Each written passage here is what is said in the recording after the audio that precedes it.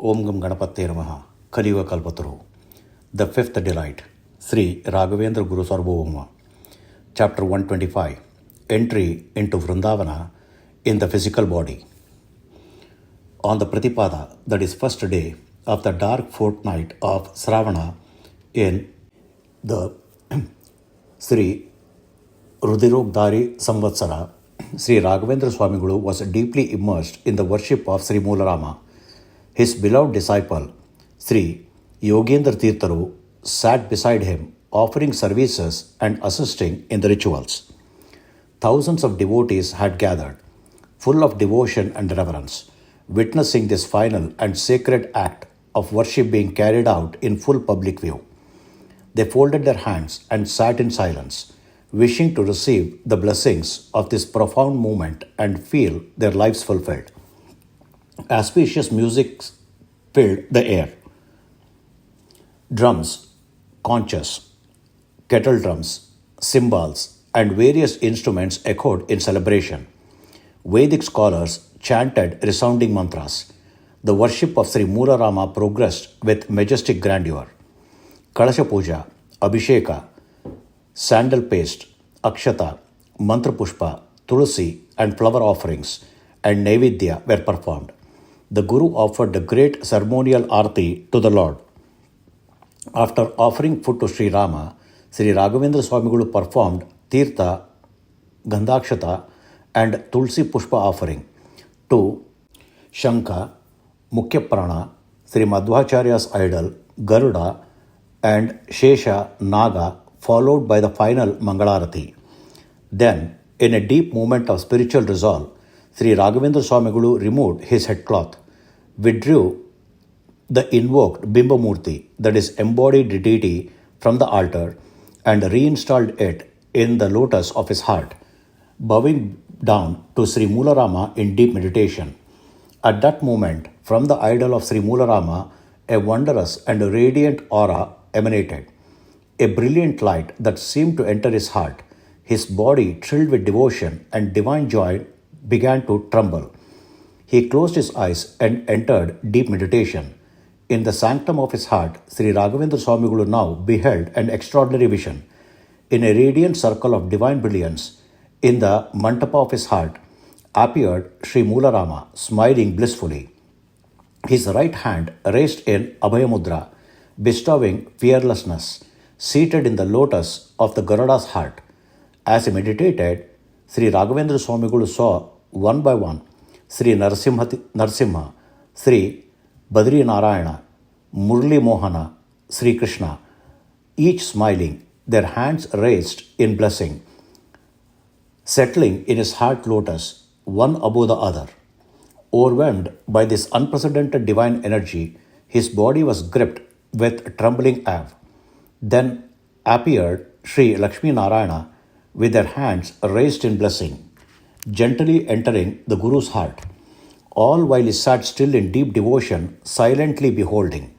At that very moment, all five forms, Sri Moolarama, Narahari, Vedavyasaru, Krishna, and Lakshmi Narayana stood together in his sacred heart offering blessings, raising their hands and beckoning him. Then slowly they disappeared. Immediately after, Sri Mukhya Pranadevaru, Vayudeva, appeared in his Hanumanta, Bhima, and Madhva forms, shone with divine radiance and joy. He too appeared on the throne of the Guru's heart, blessed him, and vanished. All of this transpired in just a moment. Sri Raghavendra Swamigalu's heart overflowed with supreme bliss. Tears of divine joy streamed from his eyes. His entire being was immersed in ecstasy. With a choked voice, he spoke within, O Lord of Lords, have you truly entered this humble servant in five glorious forms and chosen to bless this lowly one for the welfare of the world? Ah, your boundless love for your devotees unmatched. O Master, I am ready to conclude this incarnation and act according to your divine will. Infinite salutations to you, Sri Hari. With this prayer in mind, he bowed in deep meditation to Sri Moola Raghupati, Narahari, Vedavyasaru, Murli Mohana, and Lakshmi Narayana, Then slowly he emerged from his meditation and opened his eyes. At that moment, Sri Guru Rajaru's physical form began to radiate an extraordinary divine brilliance. Multicolored, radiant auras swirled around the form of that great Mahatma, appearing as if vibrant light beams were revolving with force. A halo of divine energy emerged around his sacred body, and those present saw in awe the kind of resplendent radiance and majestic glory never seen before. Witnessing that unparalleled brilliance and divine beauty of Sri Gurusarvabhauma, all noble souls, filled with wonder and joy, raised their hands and offered their praises and salutations. Overwhelmed with bliss, Sri Guru Rayaru gently held Sri Moolarama in his hands, gazed fixedly at the face of the deity with unwavering devotion, offered his salutations, and then showed the deity to all his disciples and devotees for darshana. He then displayed Sri Digvijayarama, Sri Jayarama, Sri Marthandamakara Sri Krishna, Sri Vyasamushti, the conch shell in right-handed spiral, and the sacred Salagrama stones. After performing offerings and feeding of the Lord, he stood up gracefully, ringing the sacred bell, now holding his staff and water pot. Surrounded by his dear disciples, he circumambulated the deity, offered prostrations, sprinkled holy water, and received tirtha, that is holy water. He adored his ears, navel, and head with the tulsi leaves offered to Sri Hari. He lovingly gave Tirtha Prasada first to Sri Yogendra Tirtharu, then to his sons, scholars, chief religious leaders, disciples, and devotees. Later, he sat with scholars, students, dear associates, Diwan Venkanapant, and esteemed devotees and engaged in philosophical discussions while accepting bhiksha.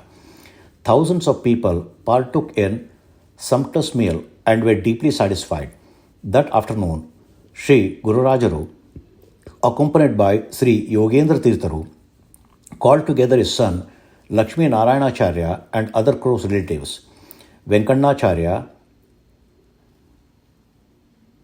Narayanacharya, Krishnacharya, Muddu Venkata Krishnacharya, Purushottamacharya, along with intimate scholars and his beloved Diwan Venkanapant. In a private setting, he spoke with them affectionately and openly revealing his resolve, according to the will and command of Sri Hari, that the next day he would conclude his incarnation work and enter the Brindavana alive in his physical body. He described in detail the ceremonial process of entering Brindavana and a series of events that were to follow. Upon hearing this, all were overcome with sorrow and anguish, their eyes filled with tears. Sri Guru Rayaru comforted them, saying, "Do not grieve or worry by going against the divine will and inspiration of Sri Hari and Sri Vayu. In this great task, all of you should serve sincerely and become worthy recipients of our blessings and those of Sri Hari and Sri Vayu." As he gave these instructions, tears streamed from the eyes of everyone present. They were stricken with deep sorrow at the thought of separation from Sri Gurusarvabhauma. Still unable to voice any opposition to his command, they bowed their heads in obedience, suppressing their sorrow. With choked voice, they said, "Gurudeva, we accept your command with bowed heads.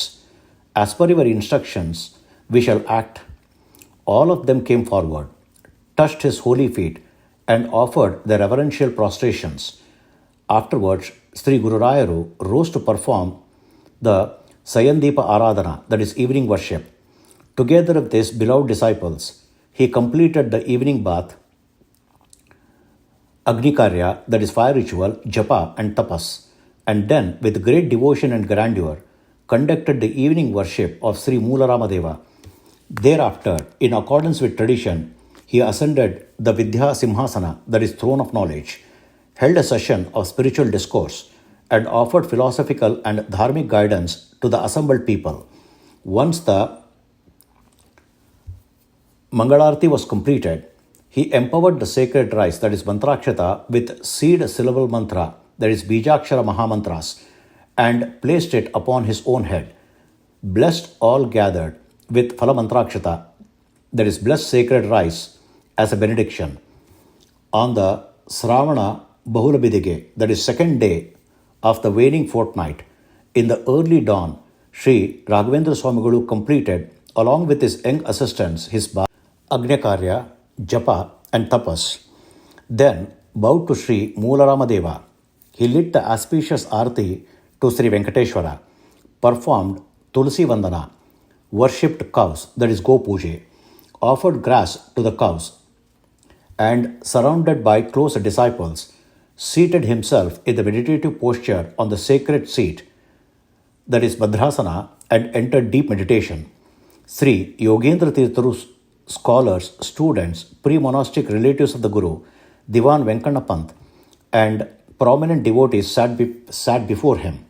Righteous men and women, devotees of Vedic and Vaishnava Dharma, who had come from across the country and abroad, gazed unwavering upon the radiant lotus face of the Guru, offering the reed obeisance with folded hands, seated with utmost humility before the divine embodiment of light, the Sun, Bhagavan, Deenamani, as if desiring to witness and rejoice in the Vrindavana Pravesha of this illustrious Yatiraja. The devoted worshippers of the true light of the Moolarama lineage rose joyfully over the eastern horizon, illuminating the sky with his golden rays, bathing the entire world in his youthful, radiant, and reverent brilliance. Then Divana Venkanapant, with eyes overflowing with tears, he could barely hold back, accompanied by Sri Padaputra's close relatives and esteemed scholars, approached Sri Guru Rayaru and, with a voice choked in emotion, offered his prostration and said, Mahaswami, as per your command, all arrangements have been made. Everything is ready for your final victorious procession. Please prepare yourself, Gurudeva. Though burdened by the sorrow of separation, Sri Yogendra Tirtharu, with tearful eyes, offered his hand to assist the revered Guru. The emperor among Yatis, Gurusarvabhauma, rose from the Bhadrasana, that is sacred seat, placed Sri Rama at the forefront, and graciously walked towards Sri Venkateshwara temple courtyard. At the front of the temple stood the majestic royal elephant Mahendra, bearing a golden ornamental ambari, that is Havda, upon his back. As the Guru approached, the elephant lifted his trunk, trumpeted joyfully, and saluted the Guru in reverence. Sri Raghavendra Swamigalu ascended the ambari, carrying the box of Sri Moolarama, his staff, and water pot, that is Kamandulu, and was seated on a golden throne. At that moment, thousands of voices rang out, Victory to Sri Raghavendra Gurusarvabhauma, Chakravarti of the Dvaita Vedanta Empire, established by Srimad Ananda Tirtharu Bhagavat Pada, he who is revered by all ascetics and the King of Kings, victory, victory. 4 or 6 auspicious women, that is Sumangalis, came forward, performed Arti, and offered their salutations. Then Mahendra, carrying the Jagadguru, began to walk with noble, majestic grace, a procession unmatched in beauty, grandeur, and devotion. This divine procession moved eastwards, exiting through the town's eastern gate. At the front marched an elephant bearing the flag of Om, that is Pranavadhuja, fluttering in breeze. Following were 2 drummers playing ceremonial nagaris, that is kettle drums. Then came another elephant with a banner, 2 elephants with musicians seated in howdas playing 9-fold instruments. 2 black horses neighing besides circular drums. Behind them came a golden palanquin, adorned deer, peacocks, and dozens of cows, each draped in colorful silks of green, red, blue, etc. Then marched 12 white horses, flanked by warriors holding spears. Following were heralds and bodyguards sent with honor by Siddhi Masood Khan, dressed in uniform, carrying gleaming swords, moon shaped shields, and celestial weapons. Behind them came processional canopies, archways, flags, and insignia bearers. Attendants of the Matha held ceremonial swords, followed by Nadaswaram, musicians playing melodious sacred tunes, and four ceremonial umbrellas, two white parasols, and many multicolored ones, all adorned with emblems of conch, discus, mace, lotus, and the Vaishnava insignia. Next came reciters chanting the Sri Matas titles, followed by artists playing unique instruments from various regions. Kahale, Daka, Rahu Ketu, accompanied by cymbalists reciting stotras with grave intensity. Behind them came soldiers and students chanting Vedas in melodious tones, followed by four silver and gold staff bearers, two white and silver parasol bearers, and those carrying the Guru's personal seat, palanquin, fly whisks, fans, and other divine regalia. Near the Ambari, Shri Yogendra Tirtharu with close relatives and Divan Venkanna Pant respectively fanned the Guru with chamaras, that is yak-tailed fans. Behind them walked disciples, devotees, Matha officials, and men and women of Dharma, thousands strong, radiating fresh devotion, forming a living river of reverence in the grand procession. As the Mahendra, carrying Sri Gurusarvabhauma, proceeded forward with majestic poise. On either side of the road, men and women from all four Varanas stood with folded hands and moist eyes. They cried out in devotion and longing, "Will we ever again receive the fortune of serving and being blessed by this great soul?" This heart melting sight, so filled with love, was enough to move even the hardest of hearts to tears. What more of the rest? The victorious procession of Sri Guru Sarvabhauma turned south and proceeded, then took a westward path towards the sacred banks of the Tungabhadra river. The scene there was mesmerizing. The Tungabhadra, born from the sacred feet of Sri Hari and bearing the sanctity of Sri Varaha, like the divine Ganga, who sanctifies the world with a mere touch, flowed swiftly and melodiously, as if she too had been waiting with a longing to witness this unprecedented event. The living Brindavana entry of Lokaguru Shri Raghavendra Yatigalu, with joyous ripples and lively waves, she hurried along in exuberance and celebration. The early morning rays of the sun, Lord of the day, shimmering on the surface of the river's gentle waves, casting multicolored reflections, creating a spectacle that enchanted every eye. It was truly a vision of auspicious beauty. At the river bank, with slabs of dark stone spread wide, the sacred site sparkled with radiant brilliance. A vast gathering of people crowded the riverfront. Scholars and commoners alike from all parts of the country, including poets, authors, musicians, artists, Haridasas, and thousands upon thousands of devoted disciples and seekers of Dharma. All had come with the earnest longing to witness Sri Guru Raghavendra Brindavana entry. The entire sacred area resounded with joy and energy. The faces of those in the crowd were lit with curiosity and spiritual fervor, desiring nothing more than to receive the sight, teachings, and blessings of the revered Guru.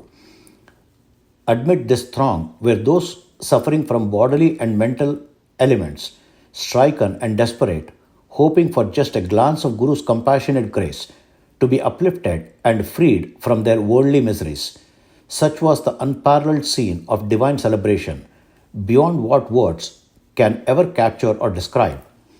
On the Sravana Bahula Bidige, Friday, in the Shalivana Shaka year 1593, in the year C. Virodhikrit, that is August 1671 CE, at the sacred banks of the Tungabhadra, in a vast open area, following Sri Guru Sarvabhauma's command upon the Yajnavedike, once consecrated by Prahlada Maharajaru himself, A sacred Brindavana Mantapa was constructed, adorned with 12 pillars, shining gloriously like the victory pillar of Sri Vasudeva, the one extolled in the 12-syllable mantra, that is Dwadakshari. Surrounding this exquisitely beautiful sanctum, that is Garbhalaya, thousands of devotees stood, eager to witness the divine movement of the Guru's Vrindavana entry. A grand canopy had been constructed, decorated with fresh mango leaves, banana stalks, fruit garlands, flowers, and multicolored flags and streamers, attracting and delighting all eyes. A little away from the sanctum, towards the right side and facing north, a raised ceremonial platform, that is Bhavavedike, had been constructed. At its center stood the Vidya Simhasana, that is the throne of knowledge, symbol of the Vedanta empire of Sri Madhvacharya. Glistening under a white royal parasol, shining brilliantly and radiating royal splendor. In front of the sanctum, that is Garbhalaya, a short distance away, stood a stone pavilion, that is Shila Mantapa, where the idol of Sri Pranadevaru had been consecrated. All arrangements for the installation ceremony had been made, and the priest and the Purohit stood ready, waiting for the Guru's command to proceed. As Sri Raghavendra Swamigalu's grand procession reached the main ceremonial canopy, tens of thousands of people raised their voice in unison, chanting victory to Sri Guru Raja. With a gentle smile, Sri Raghavendra Swamigalu alighted from the Ambari, that is Havda. His nephew, Pandit Narayanacharya, carried the box of Sri Moolaramadevaru on his head and led the way. Sri Raghavendra Yatichandra, radiating a smile like the moonlight, delighted the hearts of the people with blooming lotuses, entered the canopy and ascended the ceremonial platform, that is Vedike. He was followed by Sri Yogendra Tirtharu, Sripadaputtaruru, pre-monastic relatives, beloved disciples, scholars, and Divan Venkannapant. The box containing Sri Moola Ramadeva was placed respectfully on a golden seat beside the Guru. Then Sri Rayaru ascended the Vidya Simhasana, that is the throne of knowledge, and took his seat. Looking with compassionate grace at the devout crowd, he bestowed blessings with a gentle smile. And at that moment, many wondrous events occurred. The crowd, overwhelmed with awe and divine joy, raised a chorus of victory chants, glorifying the Guru's divine power. Among the gathered thousands sat a crippled man, brought in by four others. The moment Guru Rayaru compassionate gaze fell upon him, he suddenly became ascetic, as if possessed by divine energy, rose on his own, danced with joy, pushing through the crowd, ran forward, fell at the Guru's feet, and cried, Mahatma, Gurudeva, by your grace I am able to walk. Salutations to you, O awakened one. He wept uncontrollably as he praised the Guru. The people rejoiced, marveling at the miracle that one once crippled now walked and danced like all others, restored by the compassionate of Sri Rayaru. In another corner sat a mute youth, overwhelmed by sorrow. He suddenly sprang up and rushed forward, shouting, Raghavendra, lover of devotees, ocean of compassion, salutations to you. As he fell at the Guru's lotus feet, he spoke aloud, to the astonishment of all. This mute young man had just received his speech, and the crowd was dumbfounded by the miracle. Even more astonishing, far away sat a man born blind, who suddenly rose in joyous ecstasy, dancing and exclaiming, Ah, Gurusarvabhauma, ocean of mercy, with your extraordinary grace, you have allowed this sinner, this blind man, to behold your glorious form. O embodiment of all auspiciousness, who else is as merciful as you? Mahatma, please accept my humble prostrations and bless me. He ran up to the Guru, fell at his feet, and offered full prostration, now fully able to see. With witnessing these divine miracles, a devoted Sumangali, that is auspicious married woman, approached the Guru with her husband and their 8-year-old son, afflicted by leprosy, and prayed, O Father, uplifter of the downtrodden, friend of devotees, please show mercy on this child who suffers from this terrible disease. Seeing the suffering boy, Sri Rayaru's heart overflowed with compassion, looked at him tenderly. The Guru prayed, Sri Hari, Moolarama, please shower your grace upon this child, and in just a moment the leprosy vanished.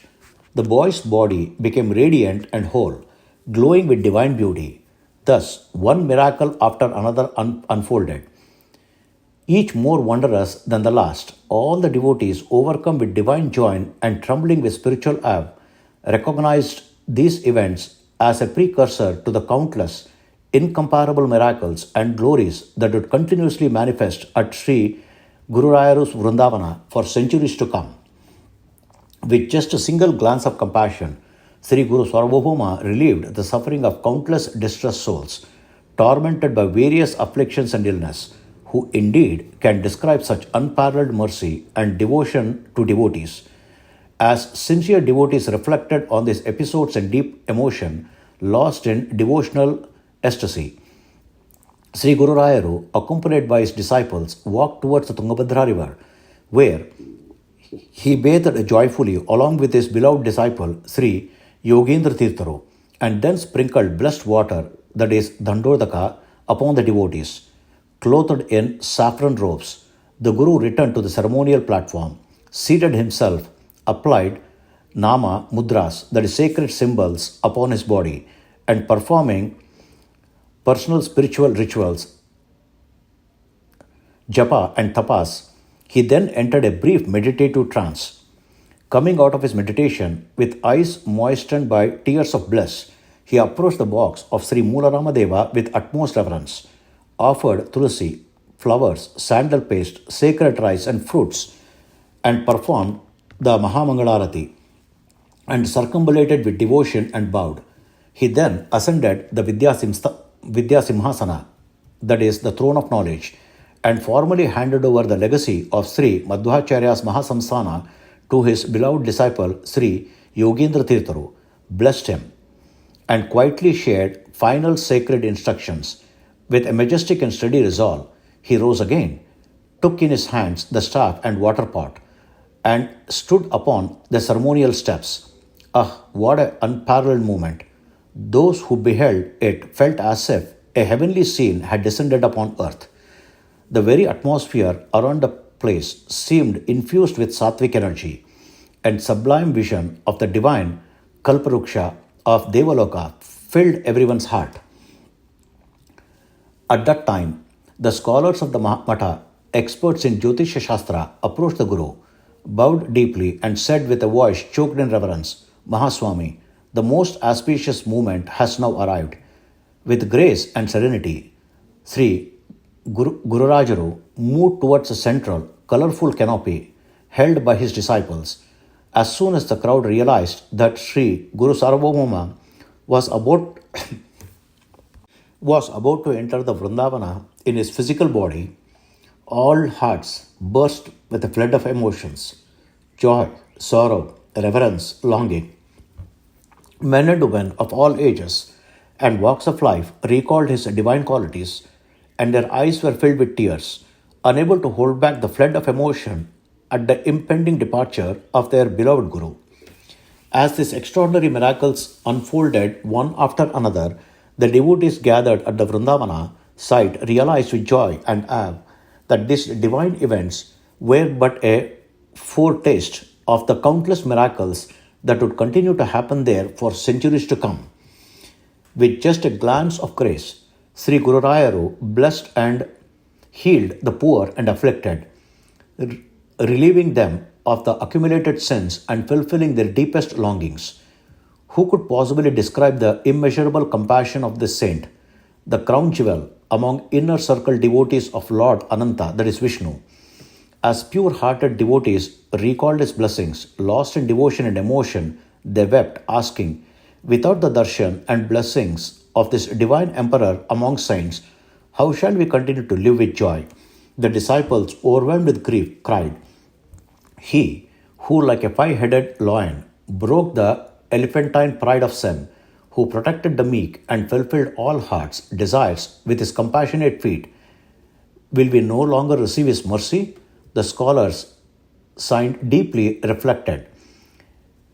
Will we ever again, in this Brahmanda, that is cosmos, witness such a saint, esteemed by all for his protection of Dvaita philosophy, author of profound and extraordinary treatise, immersed in serving the lotus feet of Pundarikaksha, that is Vishnu, empowered with unique knowledge and spiritual strength, a true descendant of the saintly lineage, a crown among the Pandits, and a beloved friend to all devotees.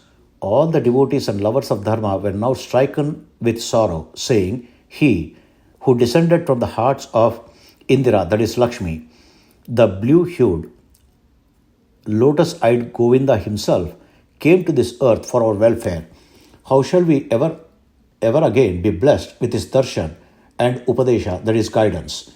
Meanwhile, the Guru, who had taken upon himself the supreme penance for the upliftment of all beings, proceeded towards the center of the ceremonial canopy with noble bearing and majestic stillness, ready now to enter Vrindavana in his physical body. The devoted Diwan Venkatapant stood holding a white parasol over the Guru. Sri Yogendra Tirtharu, with deep reverence, assisted the Guru with his hand. Guru's family members, including Lakshmi Narayanacharya, stood by his side, holding chauris and waving fly whisks. The scholar disciples, priests, and purohits began chanting aloud the Vedas, Upanishads, the Bhagavad Gita, and Brahmasutra Bhashyas. Haridasas, with ankle bells, danced, lost in the divine stories and glories of Sri Hari. Bhagavatas sang the praise of Guru Mahima in melodious voices.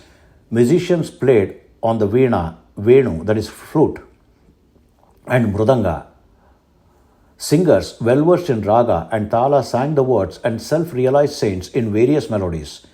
Auspicious instruments filled the air: conches, bells, cymbals, kahale horns, chetti drums, madale, rahu ketu instruments, navapattu, and nagari kettle drums thundered forth. Court bats and heralds loudly proclaimed the divine titles of the Gurusarvabhauma. All these sounds united, seeming to pierce the very skies, resonating through all directions. The air reverberated with the sacred and immortal name Raghavendra, Raghavendra. That name echoed in the hearts of every devotee, infusing their bodies and minds with divine bliss. The victorious Vrindavana procession of Sri Gururayaru advanced with the divine splendor. Leading the way were attendants bearing silver and golden staff, those carrying staffs crowned with lion emblems, others holding chauris and fly whisks, ceremonial swords, and even daylight torchbearers holding flamed lamps. A glorious display of umbrellas, emblems, blades, and divine insignias. As Sri Raghavendra Swamigalu's palanquin approached, young and old alike offered full prostrations, that is, Saštanga Namaskara, before him.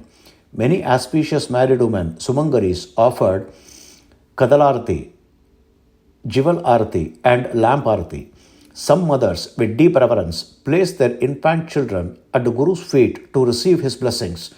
A special sight, Lakshmi, the Matha's cherished elephant, stood waving paired fly whisks with her trunk, tears streaming from her eyes, her love and devotion pouring forth in her service. Even the four beloved cows of the Matha, dear to the Guru, with their calves raised and eyes swelled with tears, approached, snorting and pacing anxiously, unable to take their gaze off their beloved master. Seeing this, all the devout onlookers exclaimed in wonder, Ah, what deep devotion and love even the mute animals have for our Gurusarvabhauma. They sense his departure and are weeping. From every direction, devotees showered the Guru with flowers, sacred rice, and chants of victory, their hearts brimming with faith and gratitude. Ah, the divine spectacle! The flow of devotion, the joy, the intensity, the spiritual frenzy. Those blessed ones who saw it with their own eyes were truly the most fortunate souls. It was a scene beyond description, filled with unprecedented grace and sacred power. Sri Gurusarvabhauma, his radiant form glowing, his serene face radiating sattvic brilliance, walked with majestic composure and calm assurance, captivating every heart and purifying every soul that beheld him. The Guru moved in a clockwise, this Pradakshina direction, and finally came to stand in front of the Vrindavana sanctum. The multitude of devotees, lost in ecstasy, erupted in loud and thunderous cries of victory. At that moment, Sri Guru Rayaru's divine form shone with a rare and unmatched aura of spiritual power. Beneath the pure white royal umbrella, he stood resplendent, divine, awe-inspiring. All the assembled souls, beholding this brilliant embodiment of sacred energy, rejoiced with full hearts and proclaimed, "Today our eyes have attained fulfillment by the darshan of our Guru." That divine radiant form, resplendent with a pure golden hue, shining with a brilliance like refined gold, captivated every heart and mind. To simply behold this beauty, serene and majestic vision was itself a great fortune. The foremost among ascetics, a walking embodiment of auspiciousness, stood holding a staff and a rosary of seeds beads in his right hand, deeply immersed in Pranama Mantra Japa. What a divine sight! In his left hand, he held a water pot, that is Kamandalu, filled with sanctified water, glowing with the power to bless or curse with mantra infused speech. Clad in saffron robes, glowing with hues of youthful dawn, a fresh garland of tulsi offered to Shri Hari, adored his sacred chest along with lotus seed strands glowing radiantly.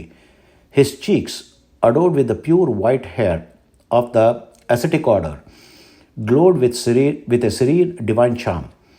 The vertical sacred marks, that is, Urdhva and sacred paste on his forehead beamed, and a gentle smile shimmered across his radiant face.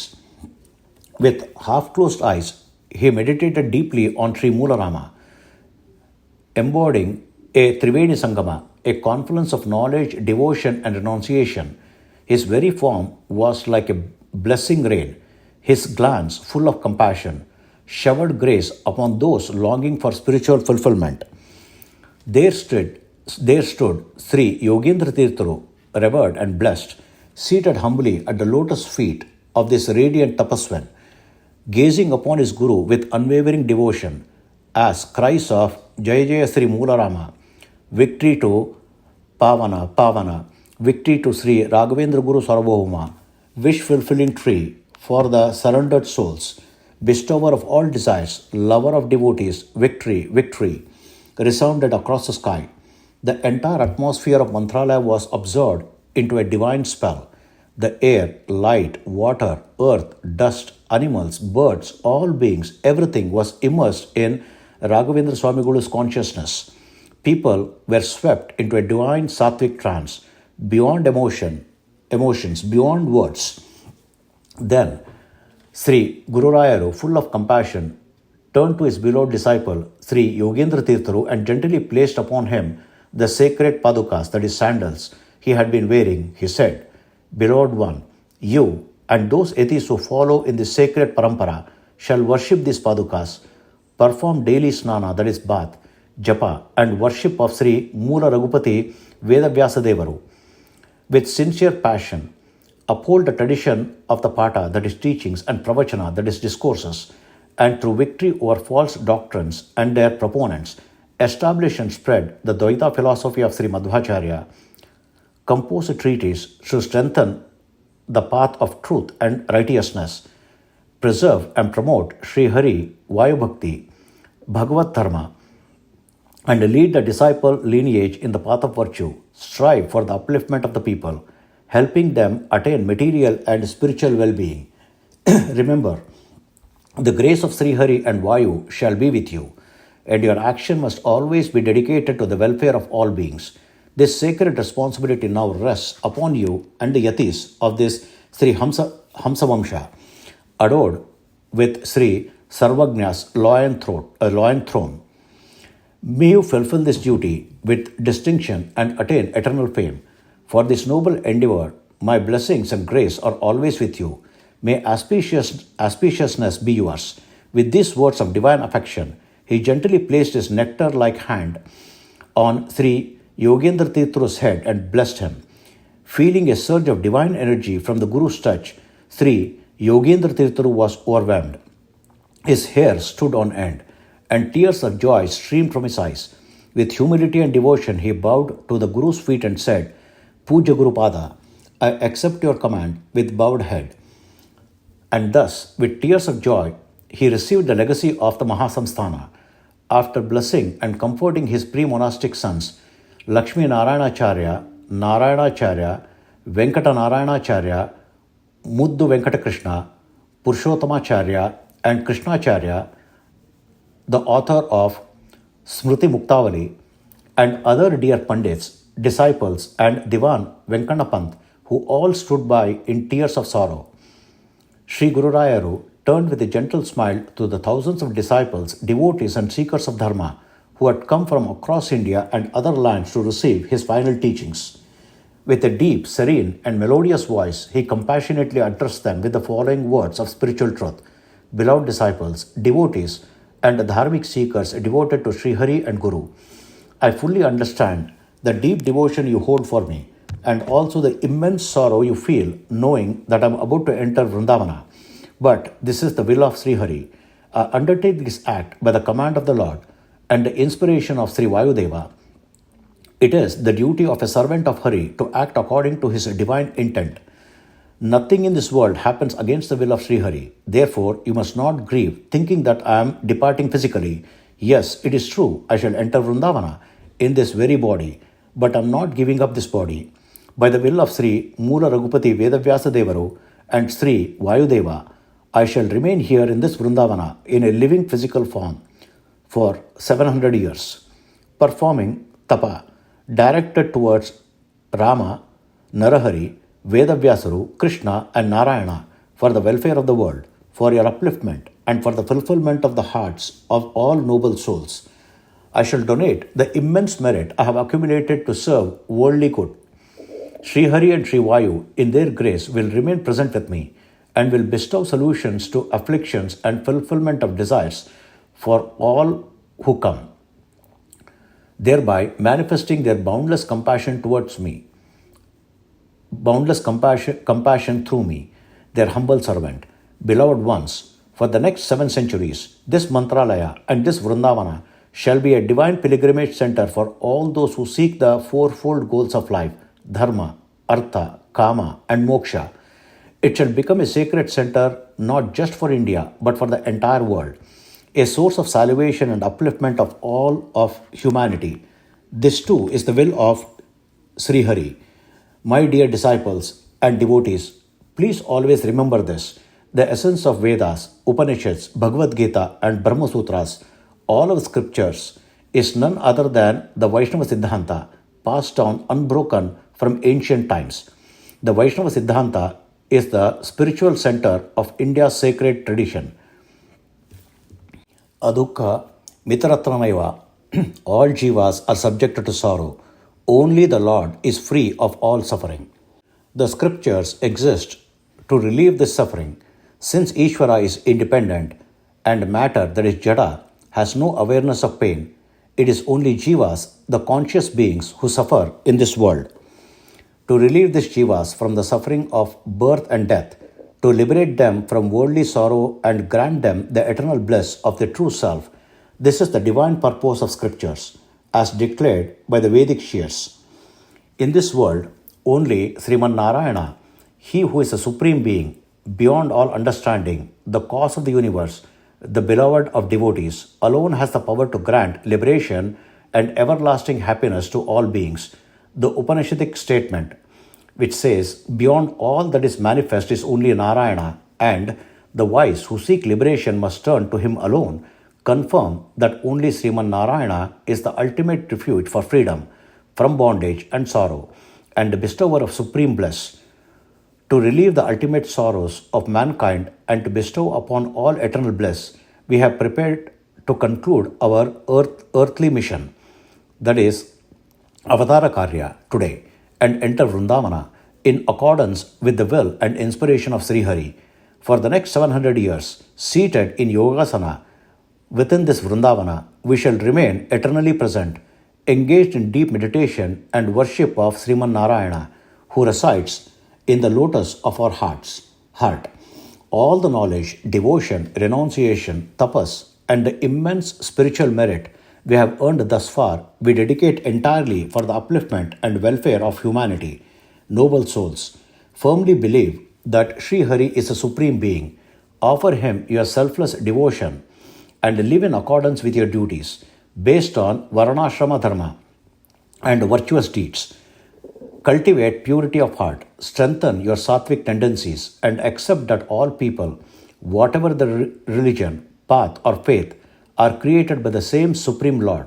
Therefore, live with love and trust for all, free from hatred, envy, selfishness, pride, ego, and anger. Be guided by the mutual affection and harmony. Live with virtue, integrity, and truth, and walk always on the path of Dharma. Be obedient and respectful towards parents, elders, and teachers. Let peace, kindness, and compassion, repentances, self study, discipline, and love become your means to attain the highest good, that is Shreyas. Place your unshakable faith in Sri Hari and live in such a way that you bring honor to India's glorious civilization and prestige to the nation. Continue your journey on the path of Ananda, that is bliss, showed by Srimad Ananda Tirtharu Bhagavat Pada, that is Sri Madhvacharyaru. Then, without doubt, you shall all attain eternal bliss in the kingdom of Govinda. This is the truth, and we ourselves are witness to it. O Jival among faithful, what more is there to say? As stated early, our sole objective in this great tapasya is to remove all sorrows of noble beings and to grant from Sri Hari himself the fourfold goals of life. Dharma, that is righteousness, Artha, that is prosperity, Kama, that is rightful desires, and Moksha, that is liberation. May all of you live in peace, joy, and auspiciousness. And finally, quoting the sacred verse, which means, "Come, O seekers of the four goals of life, come again and again to take refuge in this sacred place, sanctified by the eternal presence of Sri Rama, the Lord of Lakshmi, Sri Hari. O noble souls, seekers of the fourfold goals of life, Dharma, Artha, Kama, and Moksha, come forth, take refuge in and worship of Sriman Narayana, the beloved consort of Lakshmi, who resides in the lotus of our hearts. Through him, your welfare shall be assured. May all beings be happy. May all auspiciousness prevail for all. And may Sri Hari bless you with an unbroken stream of divine grace. This is our final instruction. This is our eternal message. Having offered us this final benediction, filled with compassion, Shri Raghavendra Gurusarvabhauma, with a gentle smile and radiant face, cast his merciful glance upon the gathered devotees, blessed them with fearlessness, and began ascending the steps of the sanctum. There he entered Vrindavana in his physical body, seated himself facing east in the Padmasana posture, atop a black deer skin, that is Krishnanjana, placed upon the Kurmasana platform, within a square inner chamber specially prepared beneath the sanctum, holding the staff, that is Danda, and a rosary, that is Japamala. His eyes half closed in deep meditation, he fixed his heart firmly at the lotus feet of Sri Moolarama, Narahari, Vedavyasaru, Murlidhara Krishna, and Lakshmi Narayana. Thus he entered a state of eternal tapas, radiating divine brilliance, glowing like molten gold. The chamber shimmered with bursts of light, surrounded by a halo of colors, as if the cosmos itself had paused in reverence. All who were present were overcome with awe and goosebumps, losing themselves in devotional ecstasy. As they beheld the divine auspicious form of Sri Gururayaru with a rosary in the hand, Sri Raghavendra Swamigalu began chanting the Pranava mantra. From his lotus mouth emerged the sacred Om, Om. That resounding Om echoed through the minds and hearts of all present. The vibration spread through all directions, as if the entire world had become one with Om. The atmosphere became completely infused with divinity, and as if the universe itself has been filled with the sacred resonance of Om. And then, as the devotees cried out with tears full of longing, Gurusarvabhauma, ocean of mercy, beloved of devotees, Kalpataru of Kaliyuga, we bow to you again and again. They offered their final tearful salutations, witnessing the last divine vision of their eternal refuge. At that moment, as Sri Guru Rayaru sat immobile in yogic stillness, the upper stone of the Kurmasana was gently placed over the chamber, and thus the great Guru, the wish fulfilling tree of surrendered souls, disappeared from the eyes of the world. He became invisible, entering eternal yogic presence for the upliftment and liberation of all beings. After placing the Kurmasana stone over the sacred seat, the Brindavana was built above it, embedded with 700 Sri Lakshmi Narayana Salagramas, along with thousands of Salagramas representing various divine incarnations of the Lord, and hundreds of divine murtis, that is Vigrahas, were also established within. The upper section of the Vrindavana was sealed with a silver plate, covering with sacred clay, that is Pavitra Mritika, upon which sheaves of grain were planted, and the idols of Lakshmi Narsimha and Srinivasa Devaru was installed on top. Then, Sri Yogendra Tirtharu, having completed the installation, that is Pratishta Mahosava, of Sri Pranadevaru at the entrance of the sanctum, performed Kumbhabhisheka, offered Mangalarti, and approached Sri Guru Rayaru's Vrindavana. He then performed Kumbhabhisheka for the Vrindavana itself. Tattvanyasa, Mritikanyasa, and recitation of Ashtakshara Mantra, and lovingly offered Tulsi garlands and flowers, followed by the Mahamangalarti. The Vrindavana, glowing with the bluish radiance of the Indra Neela gemstone, was such a divine sight that all devotees stood overwhelmed, their hairs blistering with awe and crying aloud, Rajadiraja Sri Raghavendra Gurusarvabhauma Govinda Govinda. Then, having offered full prostration, Sri Yogendra Tirtharu, as per the Guru's command, offered the first puja to Sri Mula Ramadeva from within the presence of Vrindavana itself, and thus began the Mahasamaradhana, that is eternal worship and celebration. As part of the Samaradhana, he arranged for the ritual foot washing, that is of senior Brahmanas and priests, conducted Avahana and other formal pujas through Sri Lakshmi Narayanacharya, the Guru's pre-monastic son.